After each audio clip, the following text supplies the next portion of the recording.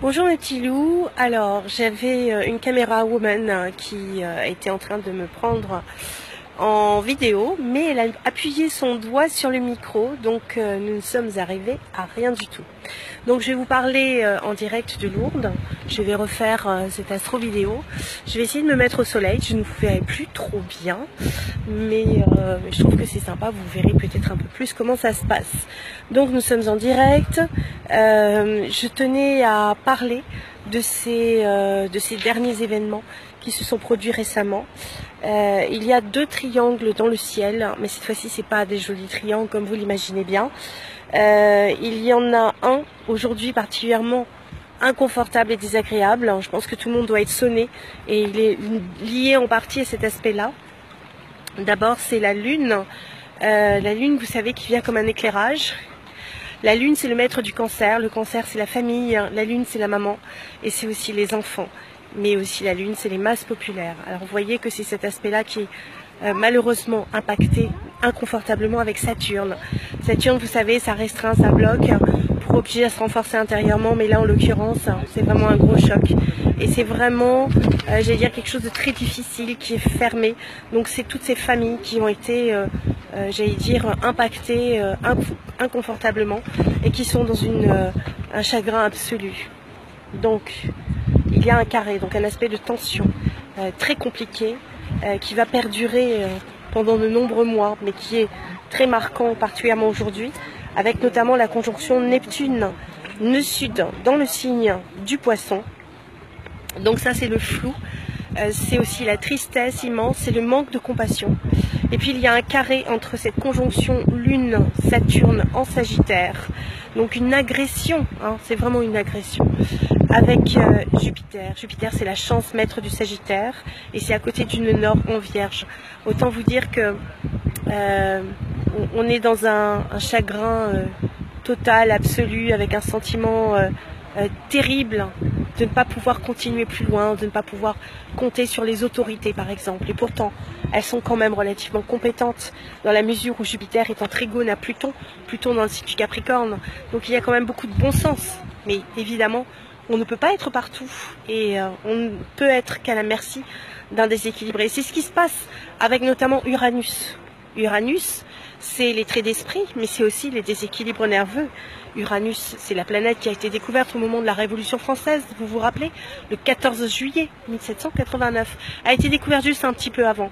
Et bien là, ces aspects-là, on va dire qu'il y a un retour karmique, un peu sanguinaire, comme on l'a vu, une opposition à la lune noire vraie et à la lune noire moyenne.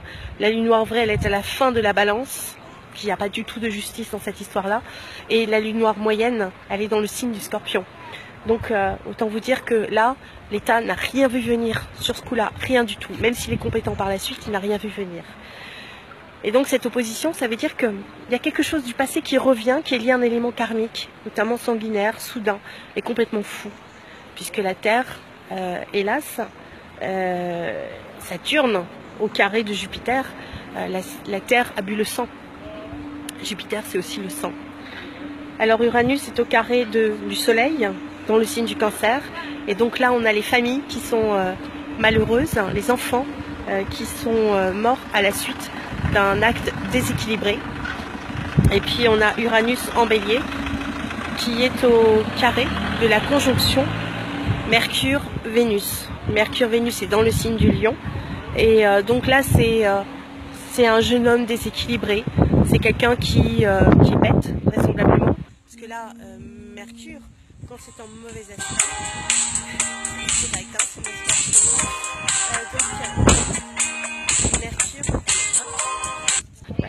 mon Mercure est conjoint à Vénus. Mercure, là, dans ce cas-là, c'est pas l'intelligence suprême. Carré à Uranus, un déséquilibre nerveux, avec un manque d'amour absolu et total. Ça, c'est Vénus. Au carré lui-même des lunes noires dans le signe du Scorpion.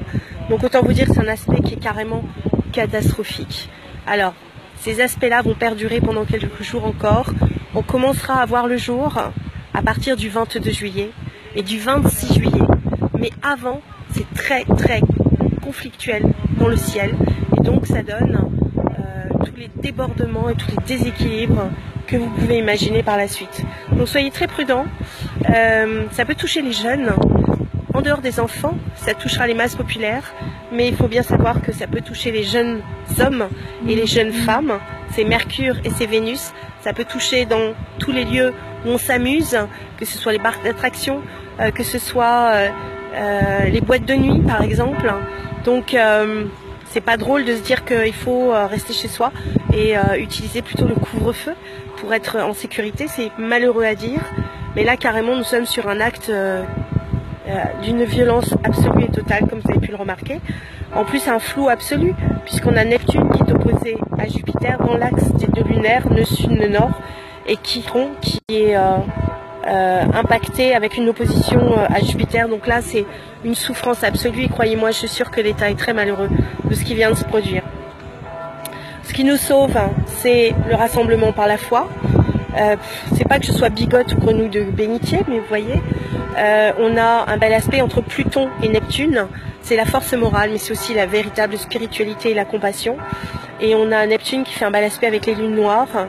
En Scorpion, ça veut dire que forcément, on va trouver la racine du problème et puis qu'on va pouvoir commencer à y remédier. Mais pour l'instant, je vous assure, ça part dans tous les sens et on peut hurler sur cette injustice, on peut hurler contre l'État et les gens qui n'ont rien fait, mais en même temps, dites-vous bien qu'eux-mêmes sont en train de démêler un écheveau qui est extrêmement complexe et on ne peut que les soutenir dans leur action qui est très compliquée et très difficile. Donc ne les jugez pas, pensez vos blessures, essayez de vous rassembler autour d'images belles et positives pour ne pas baisser votre niveau vibratoire, c'est très important. Et c'est pour ça que j'ai fait le choix de venir à Lourdes. Je sais c'est un peu particulier, mais en tout cas il y a un très beau courant tellurique ici, une très belle énergie, beaucoup de gens qui prient. Et j'ai mis une bougie, j'ai mis une bougie hier soir, vous l'avez, je l'ai filmée, vous pouvez vous la partager, vous pouvez rajouter vos prières sur cette bougie-là si vous le souhaitez. Elle est vraiment pour aider les âmes à passer de l'autre côté, dans la lumière, parce que certaines personnes, quand elles ont une mort brutale, ne savent pas qu'elles sont mortes, et pourtant elles ont l'impression d'être vivantes. C'est très très troublant ce passage, ce type de passage-là. Donc je sais que ça vous paraît un peu curieux, mais comme je suis déjà une fille bizarre, je vous aurais donné cette information. Voilà, nous sommes le 16 juillet, mais je vous dis, attention, les aspects commencent à s'éclairer qu'à partir du 22 juillet et du 26. 26, on commence à souffler un peu. Avant, c'est d'une violence totale et très très dure. Donc, je vous souhaite vraiment de vous rassembler autour d'images belles et positives, de ne pas vous laisser influencer trop par les médias. Uranus, c'est aussi les nouvelles technologies, c'est les médias. Et Uranus ne transmet pas forcément de belles informations. Donc ne vous laissez pas baisser vos vibrations par des informations qui tournent en boucle et qui finalement, pour faire de l'audience, ne font que vous effrayer. Voilà, donc éteignez la télé, sortez, allez vous promener, allez voir les canards dehors. Et puis profitez de la vie et si vous voulez, envoyez vos plus belles pensées, vos prières si vous êtes croyant. Si vous ne l'êtes pas, envoyez de la lumière, ça suffira. Voilà, je vous embrasse très fort. J'espère que cette fois-ci, cette vidéo, pour la 3e fois, marchera. C'est des essais. J'ai pas de perche à selfie, mais voilà, je pense que vous avez eu le maximum d'informations. Je vous embrasse très fort, je vous souhaite bon courage et voilà, mes pensées vont vers tous ceux qui sont en train de faire ce grand passage qui nous attend tous un jour. Je vous embrasse très fort. Au revoir.